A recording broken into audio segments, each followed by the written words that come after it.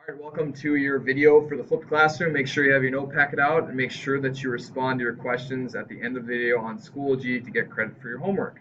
Today we're going to identify a linear inequality in two variables. We're going to graph that linear inequality and identify solutions. So prior to this lesson, we've been only doing equations, which ended up graphing as lines. And we wanted to know whether the lines intersected because that point is the solution to both equations at the same time.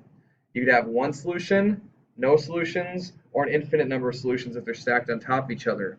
This was not quite the case for linear inequalities. You'll see that shortly.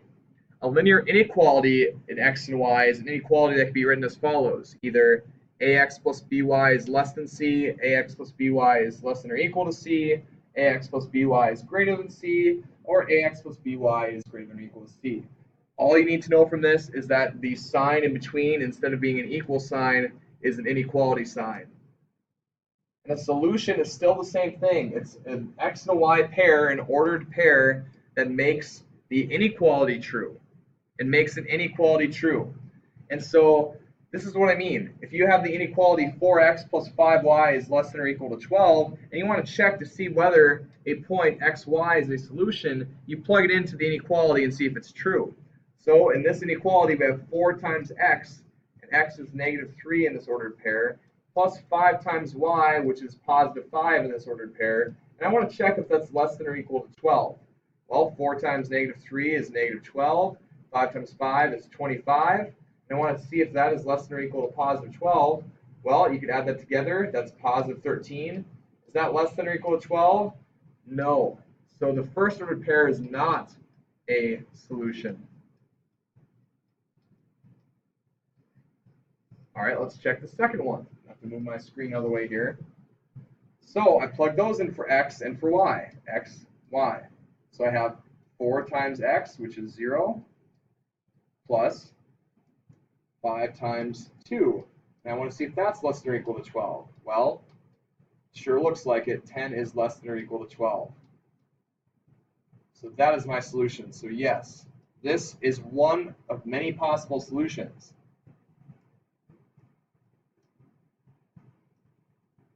Again, if I'm going too fast, make sure you stop and pause the video, rewatch it, take as much time as you need. The graph of a solution of inequalities in two variables is a shaded region. Instead of looking for lines crossed, which is still important, I care about a shaded region because technically there are an infinite amount of numbers that are less than or equal to 12. You can think of an infinite number of things that are smaller than 12.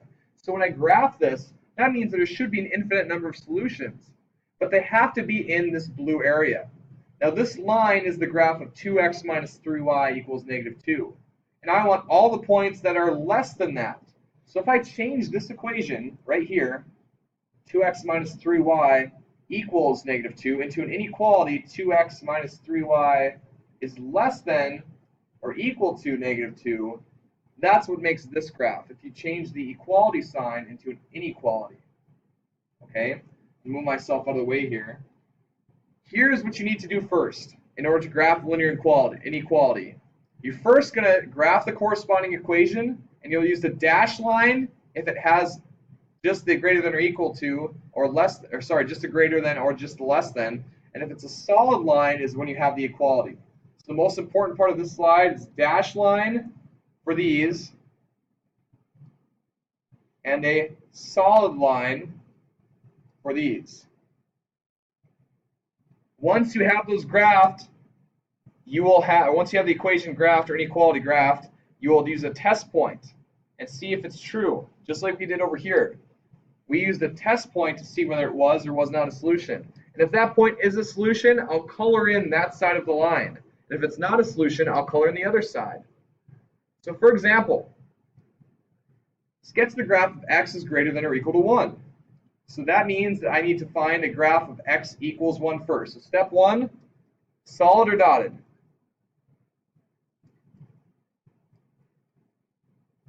Well, it has the equality underneath. I'm talking about this guy. So this one will be a solid line. So then I have to graph x equals 1. You should recognize that as a vertical line, because that means x is always 1 while my y changes. I'm just picking random y's here. These y's are just me making them up. So if I have this here, this vertical line will be x equals 1, and it will be a solid line. So it's going to go up like this. Here's my line. That is the line of x equals 1. Step 2 is I need to test a point. And by test, I mean I choose. I get to pick any point on this coordinate plane, but you want to pick points that are on either side of the line. An easy point to test is 0, 0. 0 for x, 0 for y. That is the point that's on the origin.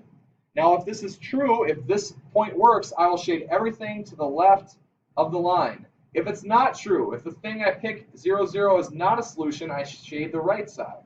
So to test 0, 0, or any other point, so any point. It doesn't have to be 0, 0. It can be any point. So I'll test that in the inequality. So 0, 0, that means I put 0 in for x. Is 0 greater than or equal to 1? No, that's not true. So that was not a solution. Because it was not a solution, I will shade the other side of the line, which means that I'm going to shade everything on the side where that point is not. So over here. Now, all of the points or ordered pairs that are in the colored in region are solutions, and everything that is not a solution. So I can pick any point in here, like right there at 4, 3, and that should be a solution to the inequality. And it is, because the x value is bigger than 1. So that was step 3 I just did. Step 3 is just shading. Okay, let's skip this next one and go right to the next one. Here, x minus y is less than or equal to 2.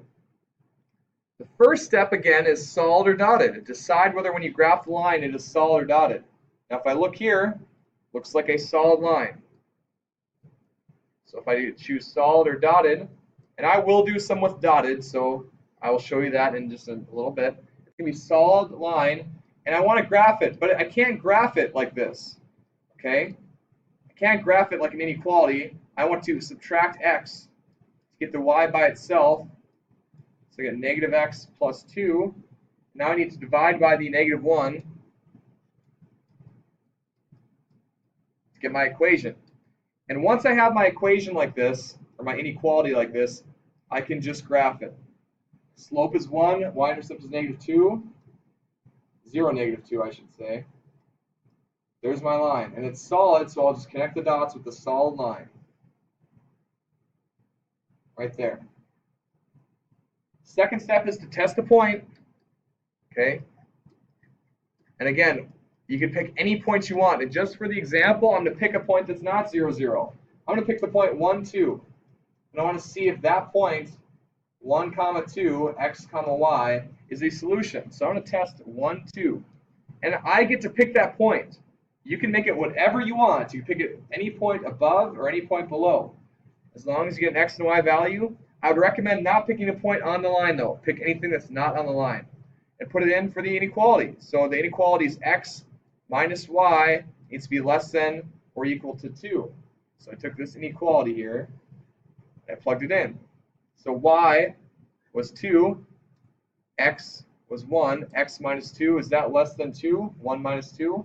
It sure is. Negative 1 is less than 2, so yes. So step 3 then is to shade. Okay, and I will need to shade, and since my point did work, I will shade where that point was. So I'm going to actually shade above the line this time. I'm going to shade on the side that this worked. And again, this represents all the solutions that make the inequality true. Any point in that red area will make the inequality true. Now let's ask a question. Is negative 2, positive 3 a solution to this inequality? Well, the easy way to check would be just to plug it in for x and for y. So I get positive 4 plus 3. Is it a solution? Yes. If I were to graph this thing, negative 2x plus y is greater than 0, I'd want to add the 2x to both sides. Now I have this inequality in terms of slope-intercept form. Okay, so 2x. So y-intercept is 0. I'm going to graph it. Slope of 2. If you still don't know how to graph a line, you need to come see me for help. I'm not going to spend time showing you how to graph a line in every single video. Now the only thing I didn't check when I graphed this, solid or dotted. Remember what I said? Look at this guy. It is not equal to, it's just greater than, so this will be a dotted line. So that means that I can just go back with my little eraser and just erase it so it's dotted. Now I have a dotted line. And I will shade, okay, now I'll shade, it looks like I'm going to shade above this, right? Actually, yeah, shade above it, because that's where my point was, negative 2, 3. Negative 2, 3, negative 2, 3. That worked, yes. So I shade where that solution was. Here it goes. Very purple. Oops, that's fine. You get the idea. And it should go right to the line. I'm being lazy for the sake of the video. All right. Whether the line is solid or dotted will tell you whether the points on the line are included. So that means that if it is solid, then I can have points on the line be solutions. And if it's dotted, the points aren't. So the first thing I need to check is whether it is solid or dotted. Answer it to yourself. Which one is it? Solid or dotted? You should answer solid because of the line underneath. So then I have to solve this for y in order to graph it. 3y is less than or equal to 12. I subtract 6x. Okay, so I have negative 3y is less than or equal to negative 6x plus 12. Now I'm dividing by a negative 3, and if I divide everything by negative 3, remember what happened when I divided by negative with an inequality? Sign should flip. Y is now greater than or equal to positive 2x minus 4. So now I can graph this. Slope is 2, line intercept is negative 4. And it's a solid line, so I can connect all these dots.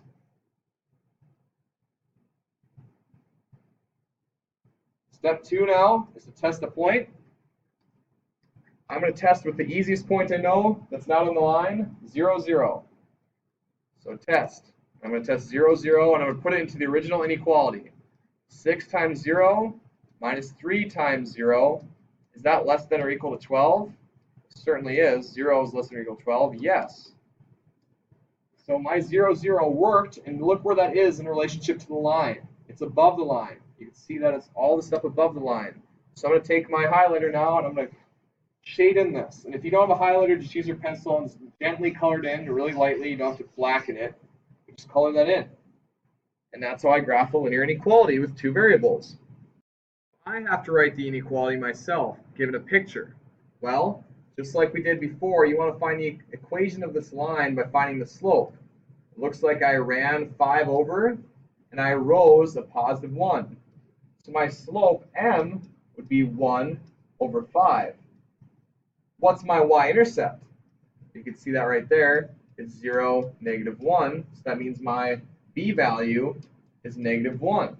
So when I write my equation, it's y mx plus b. Notice I didn't put the equal sign there because this is an inequality. 1/5 x minus 1. To know whether you shade above or below, you have to test a point. So I'm just going to pick a point here. I'm going to do 0, negative 2. If I put negative 2 in for y, I have 1/5 times 0 minus 1. I have negative 2 and then 0 minus 1, negative 2 and negative 1. And I want to determine which one is bigger, negative 2 or negative 1. Well, remember, bigger on a number line means to the right. So if I'm looking at negative 2 and negative 1, the negative 2 is smaller. So my inequality sign should be this way. Y is less than 1/5 x minus 1.